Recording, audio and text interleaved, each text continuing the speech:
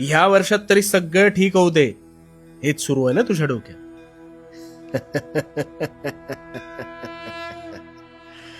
पलटतील. तुझ्या नशिबाचे फासे सुद्धा निश्चित पलटतील. कसे ते सांगतो. आता प्रामाणिकपणे शांत चित्ताने ऐक. तुझे प्रश्न सुटतील. सगळ्यात आधी एक गोष्ट ध्यानात घे. नवीन वर्षात तू जुनाच राहिलास तर तुझ्या आयुष्यात काहीच नवीन घडणार नाही. गोंधळलास ना? आता एक गोष्ट ऐक. 2 घनिष्ठ मित्र होते. एक हलाखीच्या परिस्थितीतून संघर्षातून जात होता, तर दुसरा ऐशोआरामी जीवन जगत सुखाचा उपभोग घेत होता. त्या गरीबाला नेहमी वाटायचं आपल्यावर देवाने काहीतरी अन्याय केलाय.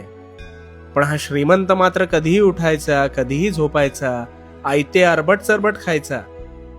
काही वर्ष सरली.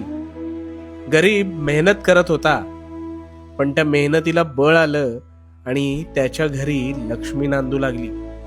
तर दुसरीकडे संपत्ती असून सुद्धा श्रीमंत मुलाला शारीरिक हालचाली जेमतेम असल्याने विविध आजारांना हळूहळू बळी पडावं लागलं.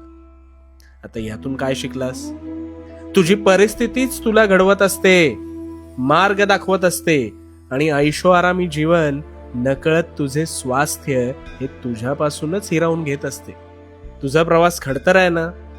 तुझा प्रवास खडतर आहे कारण प्रश्नपत्रिका कठीण असेल तरच उत्तम विद्यार्थी घडत असतात. त्यामुळे परिस्थितीला दोष देऊ नकोस. कष्ट करत राहा, मार्ग आपसुकच बनत जाते. संघर्षमय जीवनातील तुझी कोडी सुटतील, पण त्यासाठी आधी तुला आता स्वतःला बदलावं लागेल. तुझ्या सवयी बदलायला लागतील. आज जर तू वेळेला किंमत दिलीस तर वेळ उद्या निश्चितच तुझी किंमत करेल. त्यामुळे हार मानू नकोस. उठून उभा राहा आणि भिवू नकोस. भिवू नकोस कारण मी तुझ्या पाठीशी आहे.